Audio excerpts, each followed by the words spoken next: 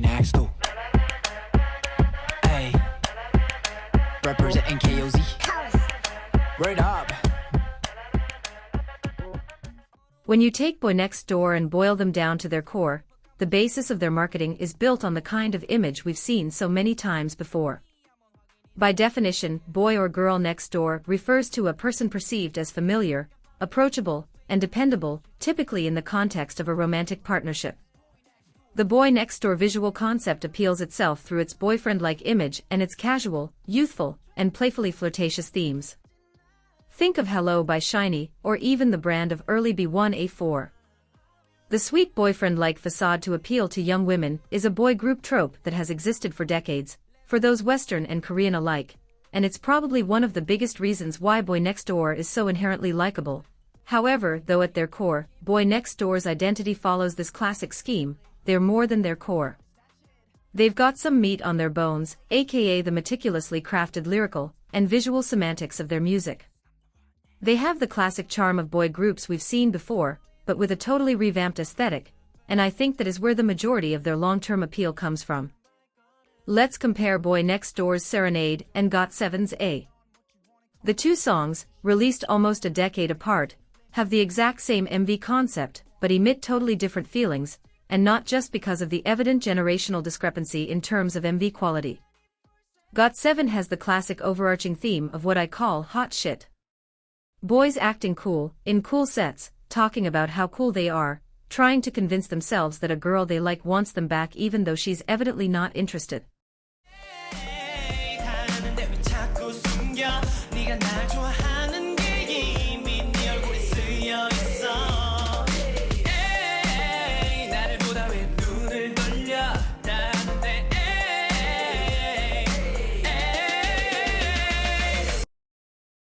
And though it may not look like it now, this was cool in 2015.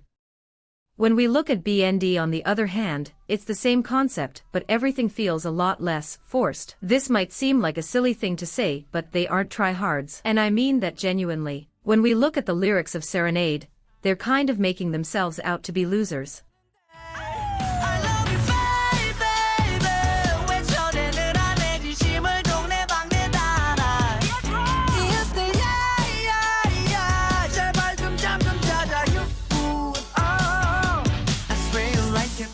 But the fact that they, throughout all their songs, value sincerity and authenticity, even if that means making slightly embarrassing relatable confessions, only amps up that sweet boyish image. While that typical boy band coolness of their evidently slick choreography or stylish outfits certainly exists, and is certainly appealing, it's not shoved down your throat.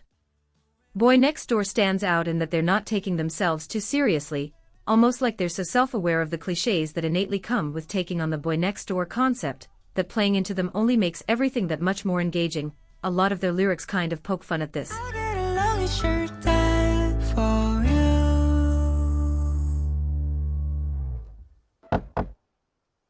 Even the most hot shit of BND's songs, Dangerous, isn't really the typical, I'm so sick watch me assert my dominance over you K-pop concept. It only cosplays as one. It's really a hyperbole of typical juvenile rebellion, like a 16-year-old staying out past their curfew and thinking they're cool because of it. It's supposed to be humorously self-aware, borderline self-satire. 아빠 지갑에는 손댄 적 없지만 아빠 명품 옷을 걸친 적은 있어 어릴 적 혼날 때 엄마 잔소리 안 듣고 방바닥 무늬를 세어본 적도 있어 신고한 새 부모님이 늦게 자서 조금 늦을 것 같으니 기다려달라 해 빼도 월화건 전지 지갑 두고 왔네 안에 조금씩. Even their debut song One and Only, where they're overtly advertising themselves as the ideal boyfriend, is actually an internal monologue. They're talking to themselves, no love interest in sight. Kind of like hyping yourself up in the mirror, before going to ask someone out, and coming to the realization that you might not be all that cool in other people's eyes, but that is something that is only understood within the full context of this EP. So while One and Only exists and can be enjoyed on its own through a classic, I'm hot shit boy group lens, it is so much more uniquely BND, within the EP's full context. This is probably why those who listened to the EP in its entirety praised and enjoyed their debut more than those who only paid close attention to One and Only as a standalone single. This leads to my main point, Boy Next Door is all about storytelling. Boy Next Door stands out among the crowd because they know how to maintain a specific conceptual identity without becoming stagnant, and they do this through consistently changing aesthetic and sonic appeal, while preserving distinct characters and storylines within their worldview that fans become accustomed to. I will say, of course, there are constants within their visual concept as well, but those constants essentially boil down to any display of borderline absurd metaphorical chaos, like walking teddy bears, pop cans with feet, a horribly run pizza delivery service, or drifting through space on a lightning bolt. But in a grand perspective, no two Boy Next Door releases have been the same aesthetically. When it comes to BND, the track list matters. When we speak of concept albums in non-K-pop, dare I say lay terms, we're making reference to an album which is fully cohesive in the sense that it is centered around a specific theme, typically presented in a sort of narrative, meaning the songs hold greater purpose when played together as the track list intends rather than on their own. Their first 3 albums are concept albums, they tell a story. Through their music we follow the members' journey within their first relationship from the confession to inevitable breakup. The comebacks were released in this order, but should chronologically be listened to like this, hence their covers. Who is our Expedition single album where we are introduced to our main characters and love interest, How is a look at the relationship's ups and downs, showing us what led to their breakup detailed in Why. I think that releasing Why before How was a really smart move both creatively and in terms of marketing. You root for a sweet couple, are taken aback by their sudden split which only leads you to question what went wrong, then your questions are answered. It's a great way to draw people into the second album using shock value, and the third using curiosity. But even as we move into a newer, more mature storyline, nothing feels all that different. This is because a large part of the thematic congruence within BND's music comes through the lyricism. Not just in the sense that they've continued to center their music around youth and young love, but because of the literal way their lyrics are written. Let's say, under the assumption that you are vaguely familiar with the lyrical translations of their title tracks, I showed you the lyrics of these 3 fifth-gen boy group love songs. If I asked you to guess which one belongs to Boy Next Door, you'd probably guess the third one. And you'd be correct. But why is it so easy to tell? 같은 곳날 아니 걷고 있는 너와 나 태어난 척 웃지만 여전히 떨려 난 무슨 영화를 봤는지 어떤 걸 먹었는지 I forgot everything but your face. Boy Next Door's lyrics are pretty quirky for a K-pop boy group. As I mentioned earlier, their lyrics emotionally resonate through their authenticity and relatability to young audiences. And this is achieved through their simplicity and playfulness. Their songs are written as if they were casual dialogues, more like a journal entry than a typical poem. They're silly, full of pop culture references, and never trying to be something they're not. By that I mean, they're proof that flowery language is not always necessary to be successfully emotive. Within songwriting, there can be just as much beauty in colloquial bluntness as in writing typically seen as more highbrow. 이비고 챙겨 싫다던 너 때문에 화가 나도 욕을 못하고.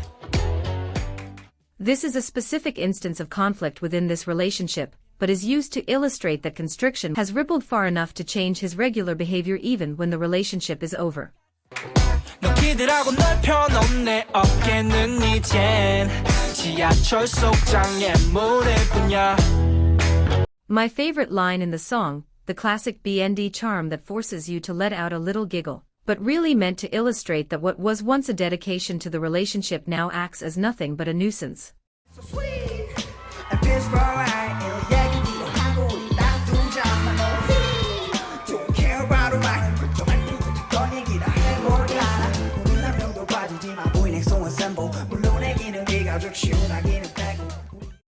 This song is about chilling out and drinking with friends in order to distract yourself from your crumbling romantic life. The members playfully mess around with the fact that Woonhak is still a minor, reminding us that he's at home while the rest of them are out getting crunk. And of course, Woonhak gets his own verse explaining how upset he is that he got left behind to play alone at home, and letting us know that he's only drinking carbonated beverages and not alcohol.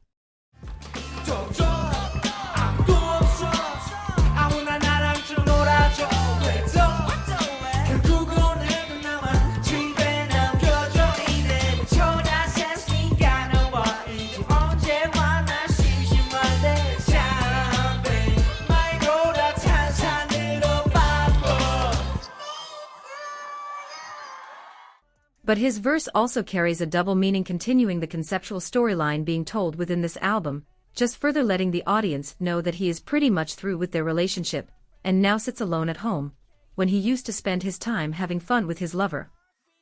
I swear you like it. 지금 내 playlist 금요일의 시간 어때요? This line in Serenade is actually a reference to singer IU. Serenade tells the story of boynextdoor's confession, and so woonhak references listening to a playlist that matches his mood, slyly insinuating that he's listening to IU's song Friday, which is about nervously debating what day would be best to confess to her love interest. This is playfully confirmed by the interpolation of this line, in which IU decides to confess her love on a Friday night. 금요일의 시간 어때요? 금요일의 시간 어때요? Boynextdoor bring back the fun to K-pop, while having a concept that doesn't seem particularly unique on paper, but they take a core aesthetic that's essentially immortalized in boy group history, dress it up in clever and quirky ways both visually and lyrically, and the product is something that's hard to dislike. And I think that's a great way to describe them, hard to dislike. Naturally, not every K-pop fan is going to enjoy their music, we all have different tastes, and on the rare occasion you do find people who don't vibe with their aesthetic as well. But regardless of personal musical preference, I think a lot of people, fans and non-fans alike, find something deeply amicable and refreshing about them as individuals and the dedication to a clear creative vision. There's something comforting about watching young kids be exactly that, and watching them appropriately conceptualize so many universal experiences of teenagers or emerging adolescents in this generation, even outside of young love. And it's hard to hate something you can't help but see so much of yourself in.